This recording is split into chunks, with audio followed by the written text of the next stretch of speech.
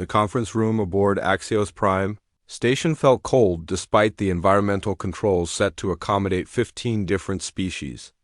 Ambassador G1 sat at the human delegation table, her hands folded neatly in front of her, her face a mask of professional calm. She had sat in this same chair 14 times before over the past 3 years. 14 times she had presented humanity's case. 14 times she had been dismissed. Captain De Jong stood behind her, his military uniform crisp and his expression unreadable. He was there as security, but both of them knew the real threats in this room wore diplomatic robes and spoke with forked tongues. The captain's hand rested near his sidearm, more from habit than any real expectation of physical danger. The dangers here were political, economic, and carefully wrapped in the language of galactic civility. Hi. Chancellor Maru floated in his specialized tank at the head of the chamber. His amphibious body rippled with colors that the translation software interpreted as diplomatic welcome. Around the circular table sat representatives from 47 species, each one a member of the Galactic Council. Humanity was not among them. That was why one was here, again. Ambassador G1, the Chancellor's voice bubbled through the translation system. We welcome humanity's continued participation in these discussions. The Council values dialogue above all else. G1 stood slowly. She activated her datapad and projected the holographic display for all to see. Thank you, Chancellor. As we discussed in our previous 14 meetings, humanity requests full membership in the Galactic Council with equal voting rights. We have provided all requested documentation of our civilization's development, our technological achievements, and our peaceful intentions. A chittering sound came from Councillor Vrathter's side of the table. The mantis-like alien's compound eyes reflected the light in a way that always made De Jong uncomfortable. Ambassador, the Council has explained repeatedly that membership is earned over centuries of proven cooperation. Humanity has barely been in contact with galactic civilization for 30 years. 32 years? One corrected gently. And in that time, we have opened our markets, shared our medical research freely, and established peaceful relations with every species we have encountered. What more proof do you require? Another counselor, a being that resembled a floating jellyfish made of crystalline structures, pulsed with light. The translator converted it to speech. Understanding takes time, young species. You must learn our ways, adapt to our systems. Patience is required. Captain De Jong felt his jaw tighten. He had heard this same speech before. They all had. The translation was always the same. Humanity needed to wait, to prove itself, to earn what every other species at this table already possessed. Meanwhile, human colonies on the frontier operated without council protection. Human trade ships paid tariffs that council members did not. And human concerns were forever placed at the bottom of every agenda. G1 advanced to the next slide on her presentation. I appreciate the council's perspective. However, I must bring to your attention several incidents that occurred in the past 6 months. The hologram shifted to show coordinates, timestamps, and video evidence. 3 human mining stations in the Karas sector were attacked and destroyed. The attackers used weapons that our analysis confirms are of Vaikthari manufacture. The Vaikthari are council members and bound by the ceasefire agreements that humanity signed in good faith. Maru's colors shifted to what the translator called concerned. Contemplation. These are serious accusations, Ambassador. However, the Kara sector lies outside clearly defined boundaries. Perhaps there was a misunderstanding about territorial claims. Misunderstanding? De Jong spoke before he could stop himself. G1 shot him a warning glance, but he continued anyway. Chancellor, those mining stations were established with full documentation filed through proper council channels. There were 417 humans on those stations. 72 survived. That's not a misunderstanding. That's an act of war. Vrathter's mandibles clicked rapidly. Captain, your emotional response is understandable for such a young species. But in galactic terms, border disputes happen. The Council will investigate, naturally. These things take time. How much time? Yuan asked, her voice still level but with an edge now. We filed the initial complaint 4 months ago. We have received no updates, no investigations, nothing. Meanwhile, our people are dying. The council operates on deliberate timelines, another counselor interjected. This one was reptilian with scales that shimmered like oil on water. Hasty decisions lead to greater conflicts. Humanity must learn this lesson. Yuan closed her eyes briefly. When she opened them, Dae-Young saw something he had never seen before in all their years working together. He saw her give up. Not on humanity, but on this charade. She advanced to another slide. Very well. Let me present humanity's final proposal. We request immediate full council membership with equal voting rights and equal protection under council law. We request reparations for the destroyed mining stations. We request that the perpetrators be identified and held accountable. We request that human vessels receive the same trade considerations as all council species. These are our terms for continued cooperation with the Galactic Council. The room fell silent. Several councilors exchanged glances. Moru's color shifted to what might have been surprise or amusement. Vrathter broke the silence with what the translator interpreted as laughter. Terms, Ambassador, I think you misunderstand your position. Humanity needs the Council far more than the Council needs humanity. Your trade routes, your security, your very survival in galactic space depends on Council goodwill. You are in no position to make demands. One looked at the mantis-like alien for a long moment. Then she looked at each counselor in turn, her gaze steady and unwavering. Counselor Vrathter, thank you for clarifying the Council's position. You have made this decision much easier. She gathered her datapad and deactivated the hologram.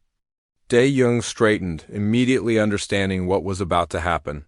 He felt his heart rate increase, not from fear, but from anticipation. Ambassador? Moru's color shifted rapidly.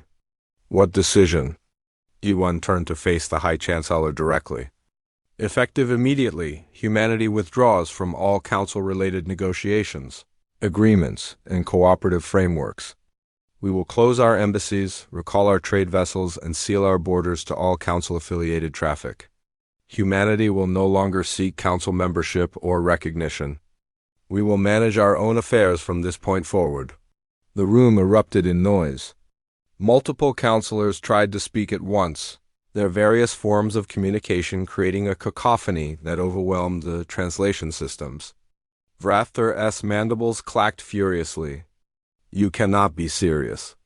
You will be isolated, vulnerable, cut off from galactic civilization. Then we will adapt, Jawan said simply. She looked at Dae-Young. Captain, please signal the Indomitable. We are departing. Dae-Young activated his communicator with a smile he could not quite suppress. Indomitable, this is the captain. Prepare for immediate departure. Alert Earth Command that the talks have concluded. Moru's tank bubbled frantically. Ambassador, please reconsider. This is hasty. We can continue discussions. No, Chancellor, Ju-1 said, already walking toward the exit. We can't. We have spent 3 years being patient, being accommodating, being understanding. We have followed every protocol, met every requirement, and still we are treated as children begging for scraps. Humanity is done begging. She stopped at the door and turned back one last time. You had your chance to welcome us as equals. You chose to treat us as inferiors.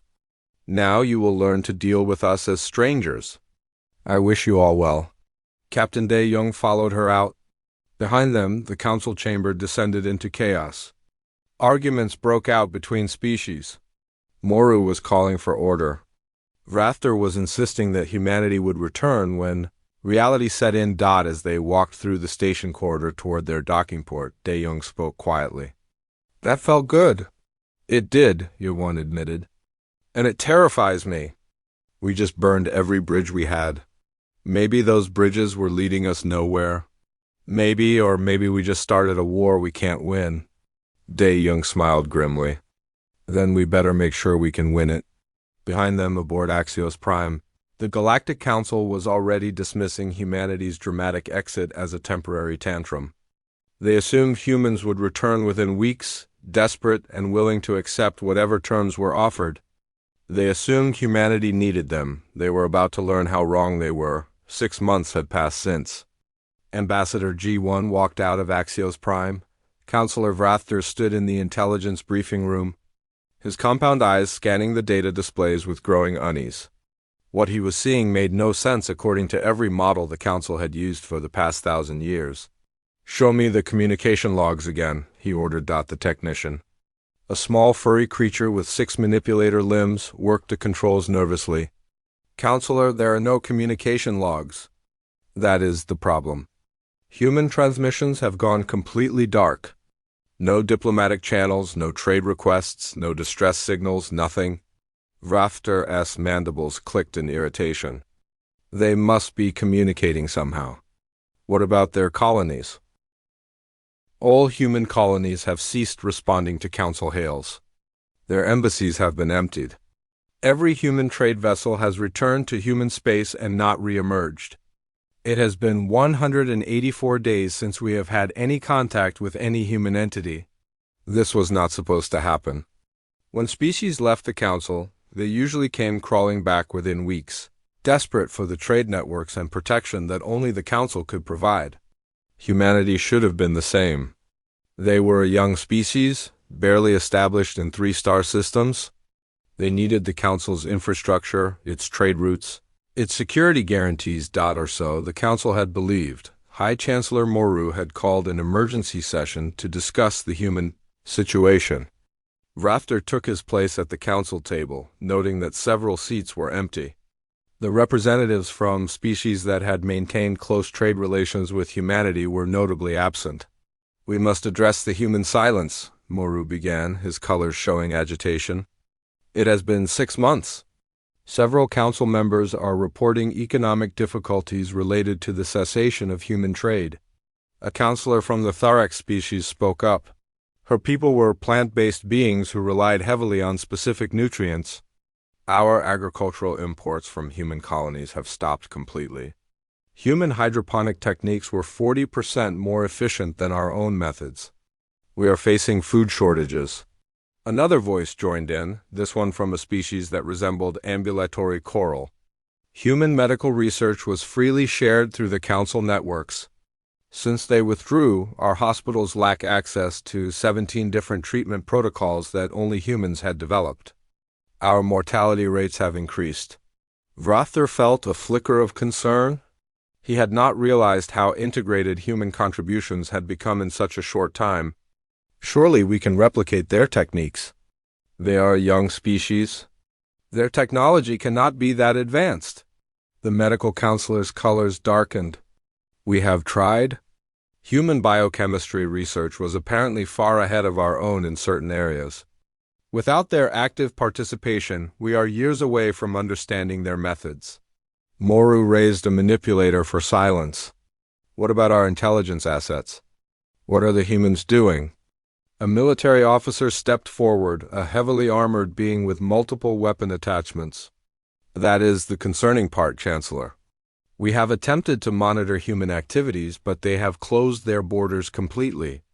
Any Council vessel that approaches human space is warned away. Those that ignore the warnings are fired upon." "Fired upon?" Vrafter sat forward. "With what weapons?" Human military technology was adequate but not threatening. "Was being the operative word," the officer said grimly. He activated a holographic display showing footage from a Council observation drone. This was recorded 3 weeks ago at the human border. The footage showed a Council scout ship approaching a human patrol route. The human vessel that intercepted it was sleek and unfamiliar in design. The scout ship's commander hailed the humans, received a warning to turn back, and ignored it. The human vessel fired once. The scout ship's shields collapsed instantly, and its engines went offline. The ship was left drifting, crew alive but completely disabled. "How did they do that?" another counselor demanded. "We don't know," the military officer admitted. "The weapon signature is unlike anything in our databases. Whatever they hit us with, it bypassed our shields entirely." Vrafter's certainty began to crack. "What else do we know?" Our deep space monitors detected massive construction in several human systems. We believe they are building orbital defense platforms and new classes of vessels. The energy signatures we detected suggest power outputs that exceed our own capital ships. The room fell silent. Finally, a younger counselor named Thex spoke up. Unlike many of his colleagues, Thex had actually visited human worlds and spoken with human leaders. Perhaps we should consider that we miscalculated. Miscalculated how? Moru asked. We assumed humanity needed us. But in 32 years of contact, what did we actually provide them? We gave them access to trade routes they could have found themselves. We offered protection from threats that were not actually threatening them. We shared technology, yes, but they shared far more in return. Medical advances, agricultural techniques, computing systems. A counselor interrupted. Computing systems? What do you mean? Lex pulled up another data stream. Human artificial intelligence and computing technology was integrated into 40% of Council civilian infrastructure. Traffic control, resource management, medical diagnostics. The humans built the systems for us freely, asking nothing in return. When they left, they took those systems with them. Remote shutdown built into the programming. That's impossible, Rother said. Our security protocols would never allow such vulnerability. Our security protocols were designed by humans, Vex said quietly. They made themselves indispensable, and we never noticed because we were too busy treating them as inferiors. The implications settled over the room like a heavy weight. Moru's colors shifted through several emotional states before settling on determined resolution. We will extend an offer. A goodwill delegation to humanity. We will offer them better terms, make concessions. They cannot seriously intend to isolate themselves. Forever, Trade Minister Keng Mi received the Council's request for a goodwill delegation while reviewing supply chain reports in her office on Earth. She read it once, then deleted it without responding. Admiral Haiyan Wu wants to see you, her assistant informed her. The Admiral entered her office a few minutes later, a datapad in hand and a grim expression on his face. The Council wants to talk. I deleted their message. Haiyan Wu smiled briefly. Good, I wanted to discuss our border situation. We have had 17 Council vessels attempt to cross into human space this month. All were turned away. Any incidents? 3 refused to comply with our warnings. We disabled their vessels and left them drifting. Council rescue ships retrieved them within hours.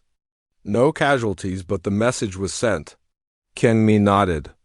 How are our supply chains holding up? Better than projected. The mining operations in the Tau Ceti system are producing at 130% of estimates.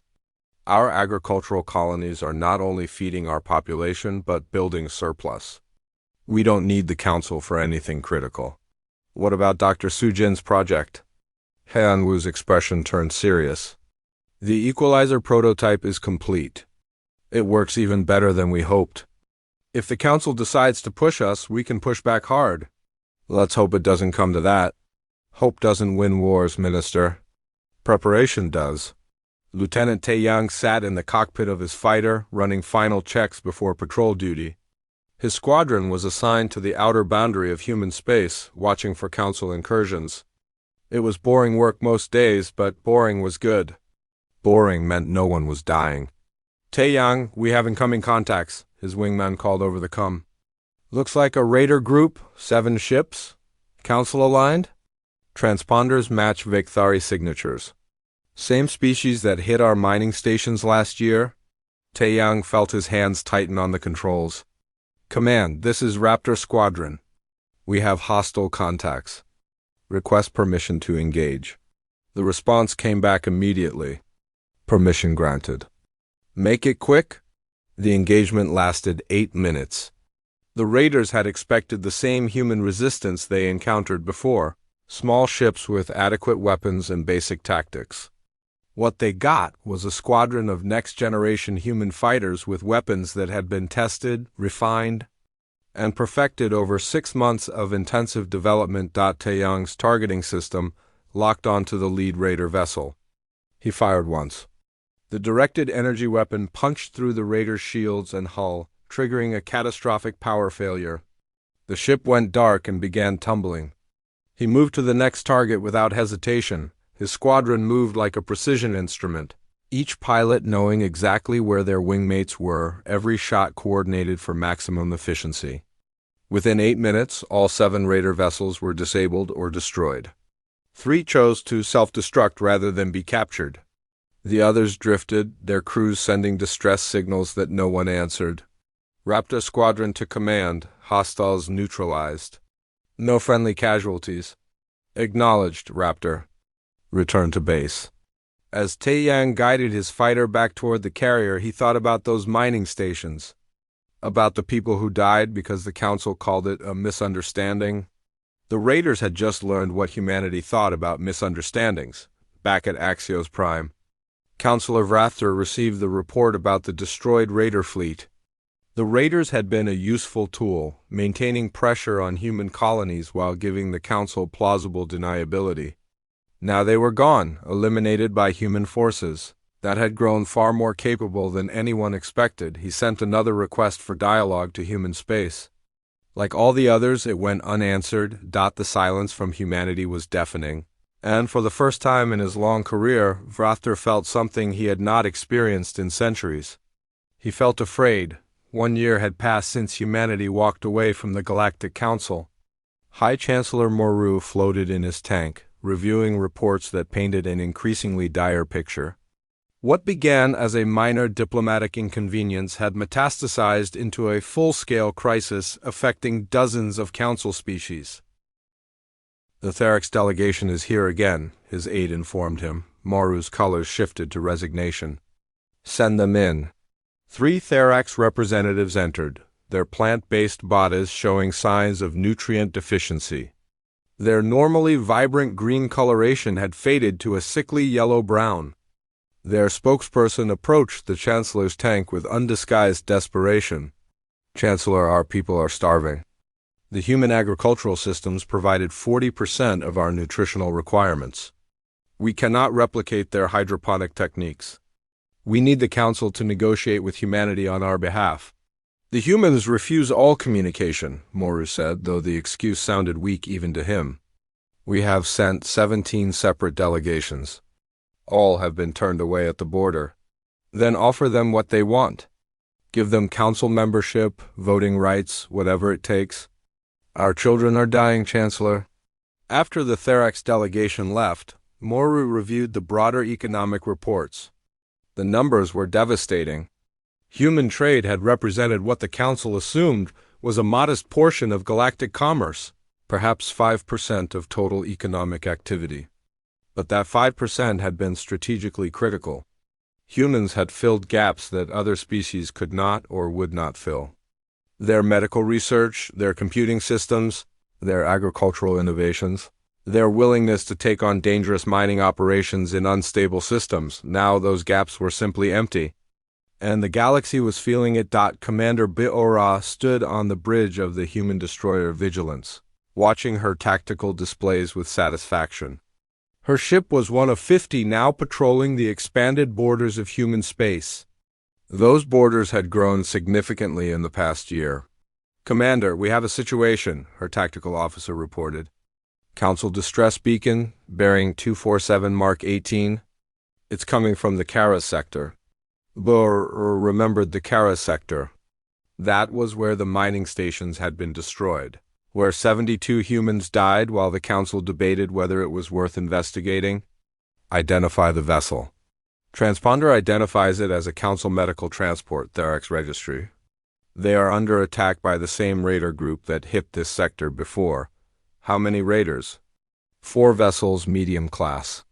The transport has minimal weapons. They won't last long. The RA considered for exactly 3 seconds. Helm, intercept course? Maximum speed. Weapons, prepare to engage? Her first officer looked surprised. Commander, that's Council territory. We have orders not to enter Council space. Those orders say nothing about Council space that used to be covered under goodwill protection agreements. Agreements the Council failed to honor. Take us in. The Vigilance accelerated, its advanced engines closing the distance in minutes. The raider vessels detected the human destroyer too late. Bureau's weapons officer fired with cold precision, and 3 raiders exploded in quick succession. The 4th attempted to flee, but was disabled before it could jump to faster-than-light travel. "Open a channel to the transport," Bureau ordered. The Therax captain appeared on screen, his features showing shock and relief. "Human vessel, you saved us." "Thank you. We thought all protection agreements were void." "They are," Bureau said flatly. "But we don't let pirates operate near our borders regardless of whose space they claim to be in." "You are free to go? And tell your council that the Karas sector is under human protection now. Anyone who disagrees is welcome to contest it." She closed the channel before the Therax captain could respond. Minister Jawan sat in a secure briefing room on Mars, presenting his analysis to Earth's leadership. Before the council expelled him for being too sympathetic to humanity, he had been their liaison to the human government. Now he advised on council affairs from the human perspective. "The council is fracturing," he said, pulling up a political map of galactic space. 17 species have begun bilateral negotiations with their neighbors, bypassing council authority. The Therax are considering leaving the council entirely. 3 minor species have already departed. President Subin studied the map. "Is this our doing?" "Partially." The council maintained its authority through economic interdependence and the promise of collective security. Humanity proved that neither was reliable. When the council failed to protect our mining stations, other species noticed. When they couldn't provide alternatives to human goods and services, their authority weakened. "What about military considerations?" Admiral Haiyan Wu asked. J-1 switched to another display. "That's the interesting part. Captain Young-Su's intelligence network has uncovered something significant. The council is assembling a war fleet." The room went quiet. President Subin leaned forward. "Show me." "They are pulling vessels from border patrols and garrison duties across council space. Current estimates suggest they are preparing a fleet of 3,000 ships. The stated purpose is classified, but our sources indicate it's directed at humanity." 3,000 ships, Haiyan Wu said thoughtfully. "That's a significant portion of their total military." "It's also a desperate move," Jawan added. "The council is facing internal collapse. Several younger councilors, led by Councilor Thex, are arguing that provoking humanity is suicidal. But the old guard, particularly Vrathter, believes that a show of overwhelming force will bring humanity back to negotiations. Will it?" Subin asked. Haiyan Wu smiled grimly. "Not the way they think." At Axios Prime, the council was indeed debating the military option. Councilor Thex stood before the assembly, making what he knew would be a futile argument against the madness he saw approaching. "Esteemed colleagues, I beg you to reconsider this course of action. We know almost nothing about current human military capabilities. Every encounter suggests they have advanced significantly beyond our intelligence estimates." Vrathter's mandibles clicked dismissively. "They are one species occupying 3 systems. We are an alliance of 47 species controlling hundreds of systems. The mathematics are simple." "The mathematics were simple when we thought we understood their capabilities," Thex countered. "But we were wrong about their economic independence. We were wrong about their technological development.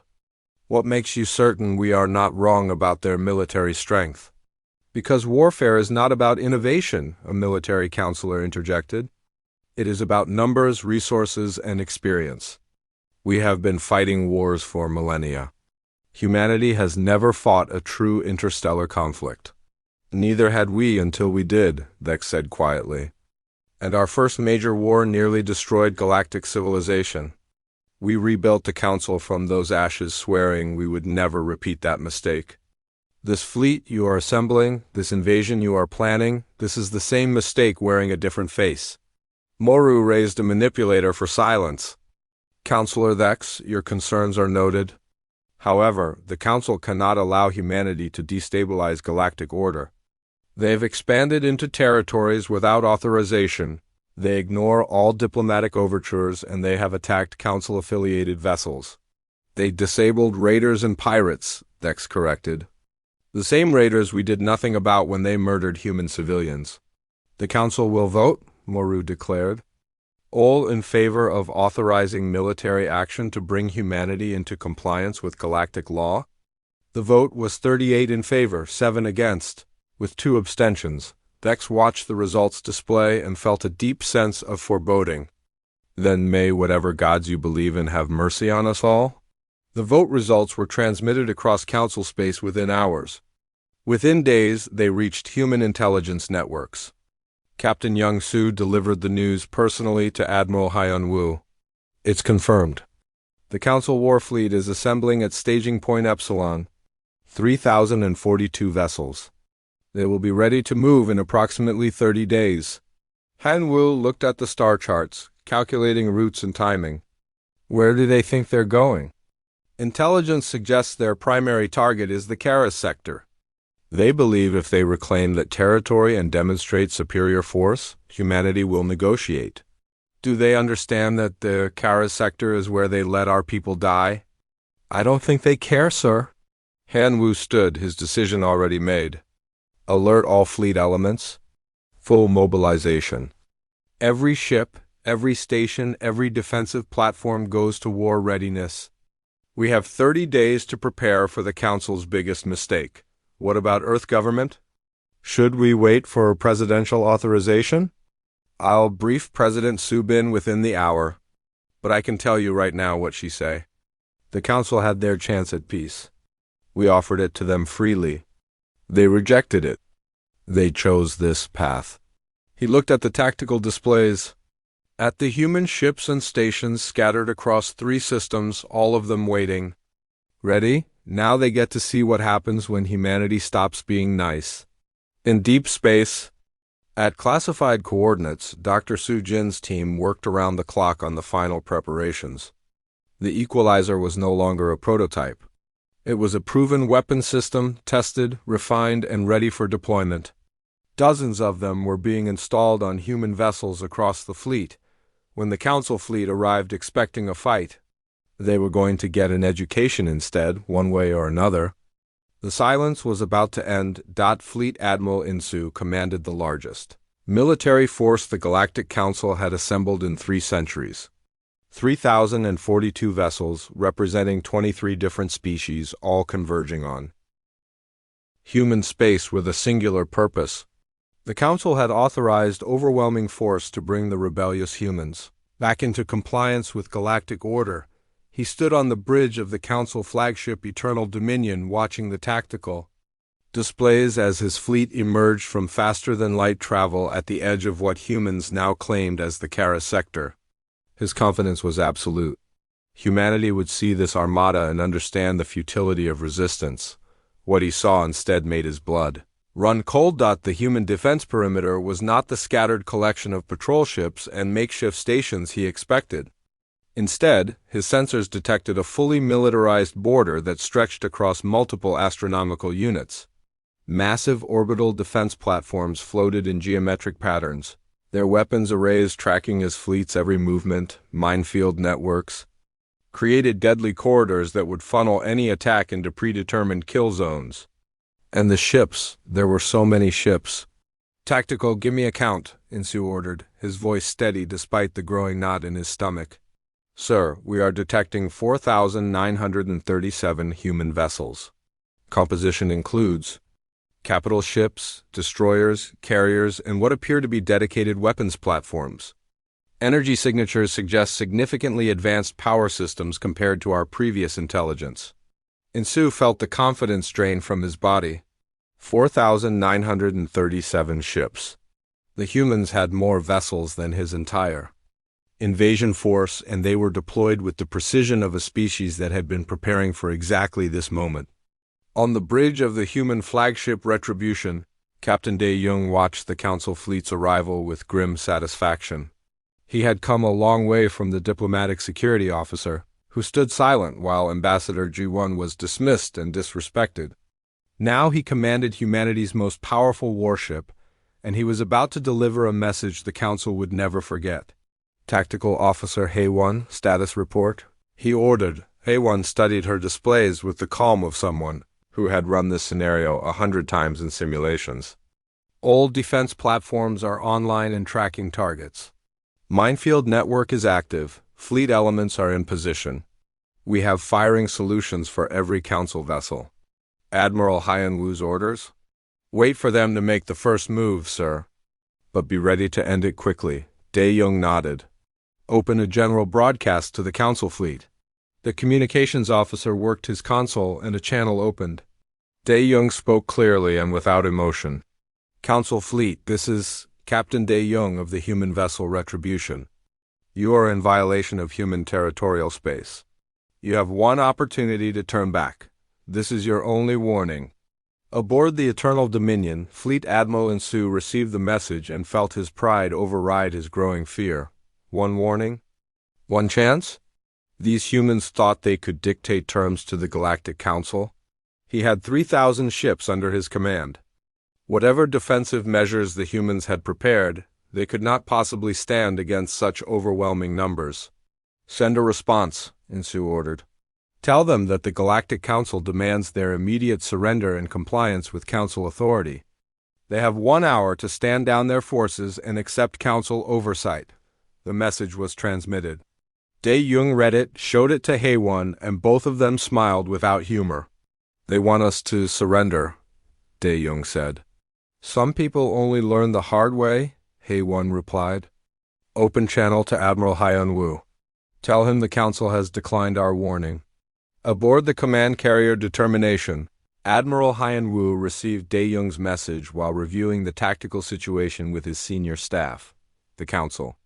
Fleet had positioned itself in a standard offensive formation, clearly preparing for what they believed would be an easy victory. They're actually going to do it, his tactical officer said with something like amazement. They don't understand what they're facing, Hyan-Wu replied. They still think we're the species they dismissed a year ago. They think our politeness was weakness. Time to educate them, activate perimeter protocol. Across human space, automated systems came online. Defense platforms that had been passive tracking stations suddenly revealed themselves as weapons platforms of devastating capability, targeting. Systems locked onto Council vessels with machine precision. In the depths of space, dormant minds activated their propulsion systems. Ready to seek out enemy targets, Fleet Admiral Insu watched his tactical display light up with warnings and threat indicators.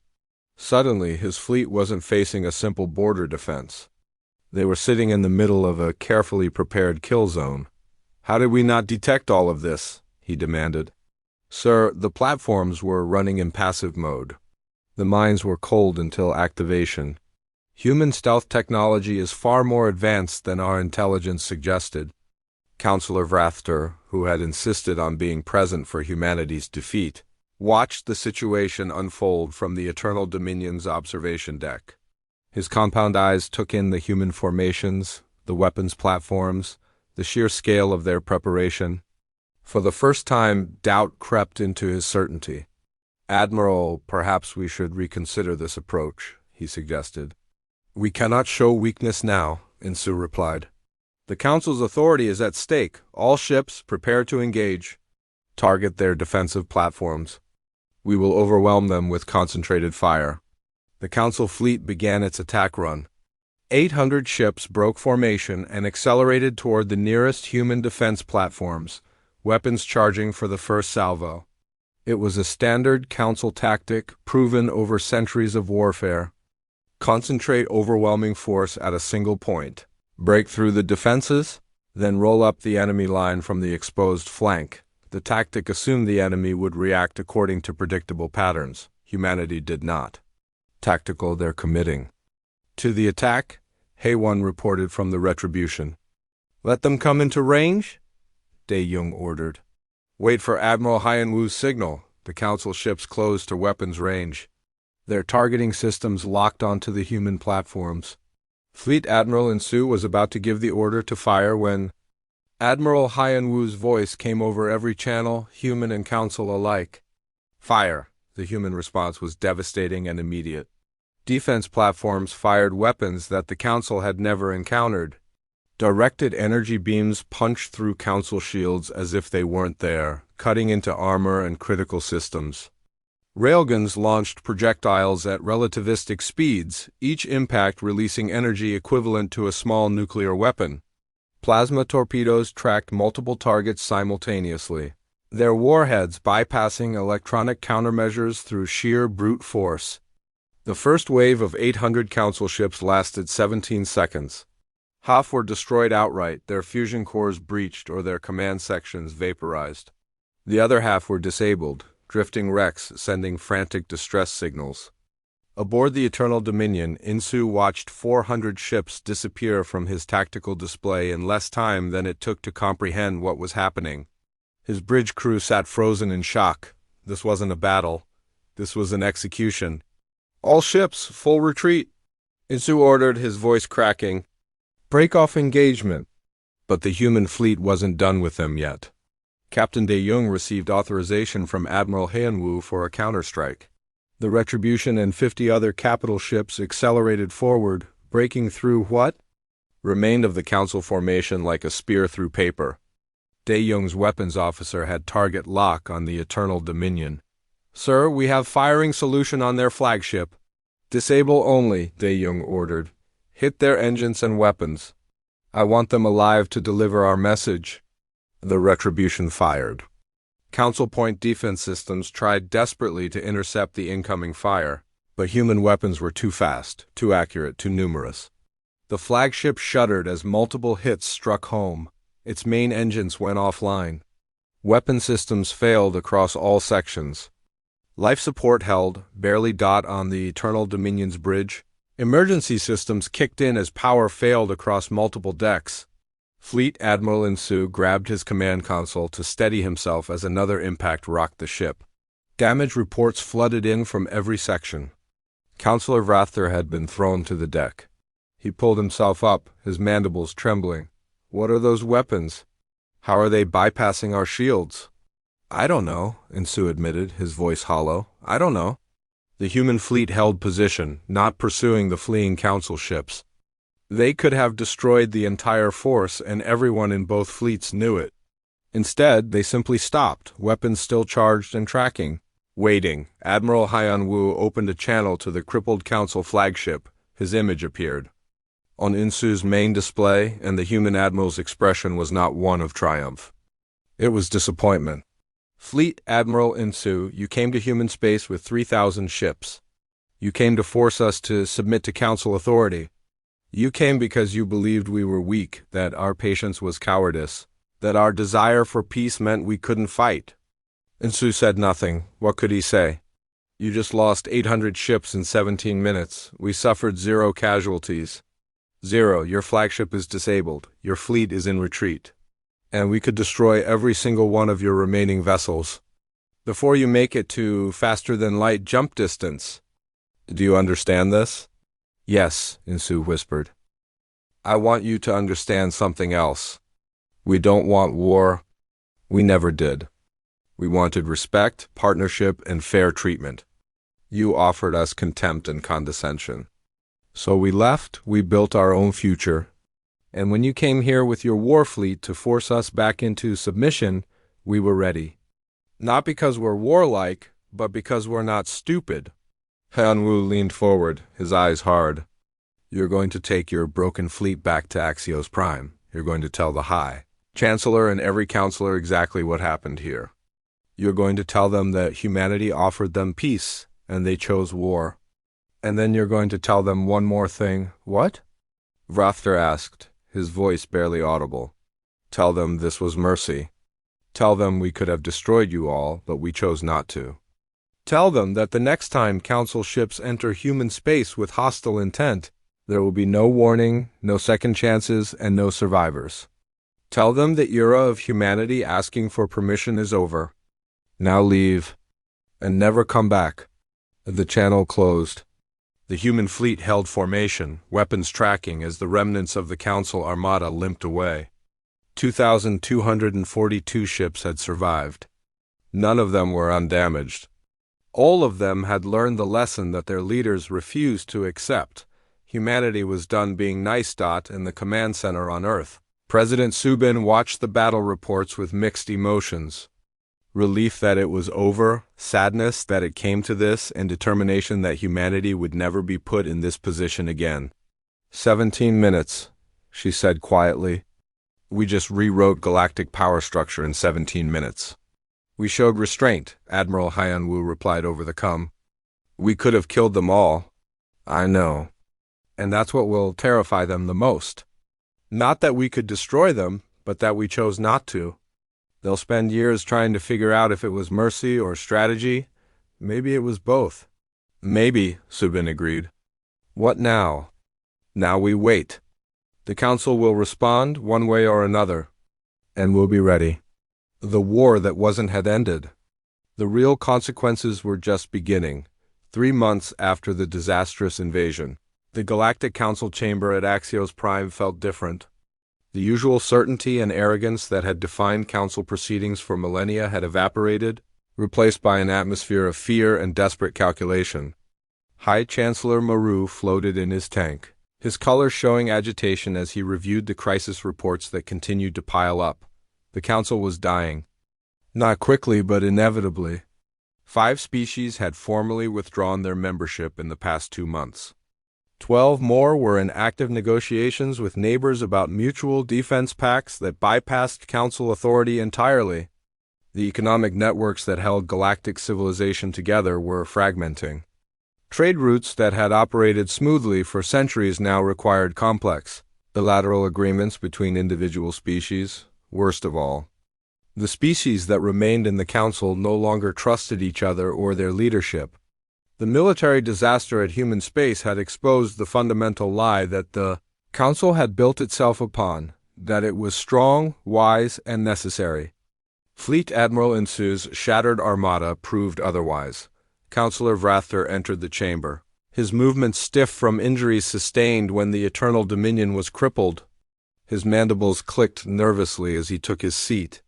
He had been the loudest voice calling for military action against humanity. Now he could barely meet the eyes of his fellow councillors. We must discuss the human situation, Moru began, though everyone knew this conversation would change nothing. They had been discussing the human situation for 3 months, and humanity remained as silent and unreachable as ever. Councillor Thex, who had opposed the invasion from the beginning, spoke with the authority of someone whose warnings had proven correct. What is there to discuss, Chancellor? We attacked them. They destroyed 1/3 of our fleet in 17 minutes without suffering a single casualty. We have sent 42 requests for dialogue. All have been ignored. The humans have made their position clear. They want nothing to do with us. But we need them, a councillor from a species suffering severe medical shortages said desperately. Our hospitals are failing. Our people are dying from conditions that human treatments could cure. We must negotiate. On what terms? Vex asked. What can we possibly offer them that they need? They prove they don't need our protection. They don't need our trade networks. They don't need our technology. We need them, but they have no need of us. That is the reality we refuse to accept, and now we are paying the price. Moru's colors shifted to something approaching despair. Then what do you suggest? Before Vex could answer, an aide entered the chamber with unusual urgency. Chancellor, we have received a transmission from human space. The chamber went completely silent. Every councillor turned to stare at the aide. From whom? Moru asked. Ambassador G1, sir. She requests permission to address the council. Vrathter's mandibles clicked rapidly. After 3 months of silence, now they want to talk? Shall I tell her the council welcomes her return? The aide asked. Vex interrupted sharply. No, tell her the council is available to meet at her convenience. Make it clear we are requesting the privilege of her time, not the other way around. Moru looked ready to object, then thought better of it. Do as Councillor Vex suggests, and find out where she wants to meet. The response came back within hours. Ambassador G1 would meet with the council, but not at Axios Prime. The meeting would take place at Meridian Station, a newly constructed facility in human space. The council delegation would be limited to 10 representatives. They would arrive unarmed and submit to human security protocols. It was a complete reversal of every diplomatic norm the council had ever established. Normally, the council dictated terms. Now they were being dictated to. Vrafter found the terms humiliating. Vex found them perfectly appropriate. Moru simply accepted them because there was no alternative. 5 days later, a council shuttle approached Meridian Station. Aboard were High Chancellor Moru, Councillor Vrafter, Councillor Vex, and 7 other senior representatives. They had been searched before departure, their shuttle's weapons systems disabled, and their communications monitored. The experience was deeply uncomfortable for beings accustomed to wielding absolute authority. Meridian Station was an impressive structure, all clean lines and advanced technology. Human guards in military uniforms met the shuttle, their weapons visible and their expressions neutral. The councilors were escorted through corridors that felt more like a military installation than a diplomatic venue. They were brought to a conference room where Ambassador G1 waited, along with Admiral Hyun-woo and President Subin herself. The presence of Earth's highest leader made the council delegation realize just how seriously humanity was taking this meeting. No one offered the traditional diplomatic pleasantries. G1 gestured to seats across the table from the human delegation. "Please sit." The councilors sat. The humans remained standing for a moment longer, establishing the hierarchy without words. Then they sat as well. President Subin spoke first. Her voice was calm but carried absolute authority. "High Chancellor Moru, councilors, thank you for accepting our invitation. I understand this is unusual. Then again, everything about humanity's relationship with the Galactic Council has been unusual." Moru's color shifted through several emotional states before settling on diplomatic contrition. "President Subin, the Council wishes to express its regret for the recent misunderstandings between our peoples." "Misunderstandings," Admiral Hyun-woo repeated, his tone flat. "Is that what we're calling the invasion? The 3,000 ships you sent to attack our territory? The 800 vessels we destroyed? That was a misunderstanding?" Vrafter flinched. Vex remained impassive. Moru's colors darkened. "Admiral, perhaps we could focus on moving forward," Vex suggested carefully. "The past cannot be changed. The Council acknowledges that it acted rashly and based on flawed assumptions. We seek to establish a new framework for cooperation between humanity and the galactic community." One leaned back in her chair, studying the councilors across from her. These were the same beings who had dismissed her concerns, laughed at her proposals, and treated humanity like ignorant children. Now they sat in a human station, escorted by human guards, asking for humanity's cooperation. "What exactly are you proposing?" she asked. Vex produced a datapad and slid it across the table. "The Council offers full membership to humanity with equal voting rights, equal representation in all Council bodies, and equal access to all Council resources and territories. Additionally, we are prepared to pay reparations for the destroyed mining stations and acknowledge human sovereignty over all currently claimed territories." President Subin picked up the datapad and reviewed it carefully. The offer was everything humanity had asked for 15 months ago. Everything that had been dismissed as presumptuous and premature. Now it was being offered freely, desperately. "This is a comprehensive proposal," Subin said after several minutes of reading. "It addresses many of our previous concerns, but it assumes that humanity still wants to be part of the Galactic Council." That may no longer be true. The councilors exchanged worried glances. Moru spoke carefully. "President Subin, surely humanity recognizes the benefits of galactic cooperation. Together we are stronger, are we?" Admiral Hyun-woo asked. "Chancellor, your council has existed for millennia. In that time, what have you actually accomplished? You maintain trade networks that mostly benefit the oldest and most established species. You enforce a rigid hierarchy where newcomers must wait centuries for basic rights. You allow raiders and pirates to operate as long as they target the right victims. You talk endlessly about cooperation while protecting your own interests above all else. You're right, Dex said quietly, and every other counselor turned to stare at him. Admiral Hyanwu is absolutely right. The Council has become a tool for maintaining the status quo, for protecting the powerful and dismissing the weak. Humanity exposed that truth. Your absence has forced us to confront failures we preferred to ignore, and you want us to rejoin this broken system. One asked. No, Dex said. We want you to help us fix it. President Subin set down the datapad. Explain.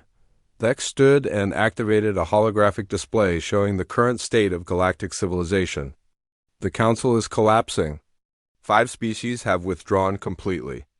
Dozens more are negotiating bilateral agreements outside Council framework. The economic and security systems that held civilization together are fragmenting. Within a decade, we will return to the chaos that existed before the Council was formed. Wars, piracy, economic collapse. That sounds like a Council problem, Hyanwu said. It will become everyone's problem, Dex countered, including humanity's. You have 3 systems now, but your species is expanding. Eventually, you will need to interact with the broader galactic community. Would you prefer to deal with a functional cooperative framework or with hundreds of competing factions engaged in constant conflict? President Subin considered this. You want humanity to save the Council? I want humanity to transform it, Dex said. You proved that the old order was built on arrogance and assumption. You showed that new species can innovate and excel. You demonstrated that strength comes from capability, not ancient authority. Join us not as subordinates, but as equals. Help us build something better than what existed before. Vrafter spoke for the first time since entering the room. His voice was subdued, lacking any of his former arrogance. Ambassador G1, I was wrong. I dismissed your people as inferiors. I laughed at your proposals. I advocated for the military action that cost hundreds of lives and exposed the Council's weakness. I was wrong, and I acknowledged this publicly. G1 studied the mantis-like alien who had been her chief antagonist. She saw genuine contrition in his posture, real understanding in his words. Counselor Vrafter, why should I believe this isn't simply pragmatism? That you're saying what you must to get what you need? Because pragmatism would suggest we try to rebuild the Council without humanity, Vrafter said. It would be easier to exclude the species that humiliated us, that exposed our failures. But Counselor Dex convinced me that easy solutions are what led us to this crisis. Humanity doesn't just have superior weapons or advanced technology. You have something we lost centuries ago. You have the courage to stand by your principles even when it costs you everything. The Council needs that. The galaxy needs that. President Subin looked at Admiral Hyanwu and Ambassador G1. No words were spoken, but years of working together allowed silent communication. Finally, Subin turned back to the Council delegation. Humanity will consider your proposal. But understand this clearly, we will not rejoin a Council that operates the way it did before. If we return, it will be on the following terms. She activated her own datapad and began listing conditions. First, equal voting rights and representation, immediately upon ratification. Not after centuries of proving ourselves.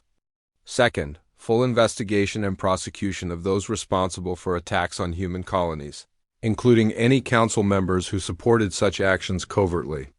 Third, complete restructuring of Council military doctrine to prevent any member from using force against another. Fourth, economic reforms that provide fair treatment to all species regardless of age of membership. Fifth, human veto power over any Council military action for a period of 50 years.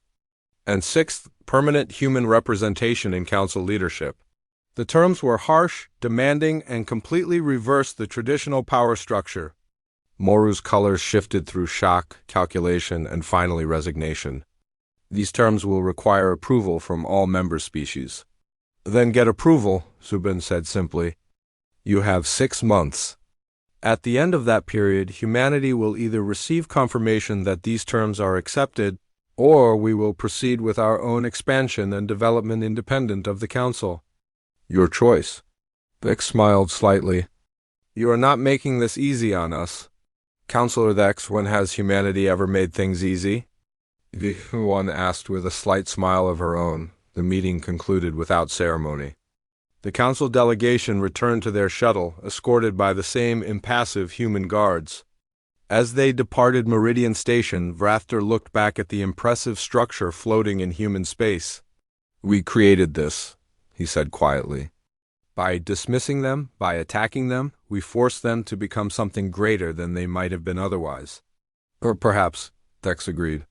Or perhaps they were always going to reach this point, and we simply accelerated the timeline. Either way, the galaxy has changed. The question is whether we can change with it. 6 months later, the vote came back from the council membership. 39 species voted to accept humanity's terms. 3 voted against. 5 abstained. The required majority was achieved. Dota Ambassador G1 returned to Axios Prime, but this time with Admiral Hyanwu's fleet visible just outside the station's sensor range. This time, the Council came to her conference room, not the other way around. This time, the treaty was signed on humanity's terms. The Galactic Council was reformed that day. Old hierarchies were dismantled. New protections for younger species were enshrined in binding agreements. Economic systems were restructured for fairness rather than maintaining existing power. And humanity took its place not as the newest member seeking approval, but as an equal partner with the authority to enforce the changes they demanded 10 years past. The reformed council functioned better than the old one ever had. New species were welcomed as equals rather than subordinates. Trade flourished under fair regulations. Disputes were resolved through arbitration rather than force. And the human fleet, maintained at full strength and visible on every border, served as a constant reminder of what happened when the strong chose arrogance over respect. Captain Dae-Young, now retired from active service, sat in a cafe on Earth overlooking the ocean. He was reviewing his memoirs, writing about those tense days when humanity walked away from galactic civilization and built something new from nothing. A young reporter sat across from him. Recorder active. Captain, or should I say Admiral Emeritus. People call that period the silent year. What was it like knowing humanity was completely alone? Dae-Young smiled, remembering. We weren't alone. We had each other, and that was enough. The council thought our silence meant we were weak, that we needed them. They confused patience with inability, politeness with submission. They learned the difference. Do you think things would have turned out differently if the council had accepted humanity's initial proposals? Absolutely. If they had treated us as equals from the beginning, we would have been enthusiastic council members. We didn't want conflict. We wanted partnership. They forced us to choose between dignity and cooperation. We chose dignity. That they eventually gave us both is a testament to humanity's strength, not council generosity. What would you say to young people today who don't remember what it was like before the reforms? Dae-Young thought carefully before answering. I would tell them that respect is never given freely. It must be earned or demanded. We tried earning it through cooperation and contribution. When that failed, we demanded it through demonstrated capability. Both approaches are valid, but never ever accept being treated as lesser simply because others claim authority or tradition. Humanity learned that lesson the hard way. Make sure future generations never forget it. The interview ended. Dae-Young returned to his memoirs. The title was already chosen. We Came in Peace: How Humanity Earned Its Place Among the Stars. The final line of the book read simply, They mistook our patience for weakness. We taught them the difference. And the galaxy became better for it.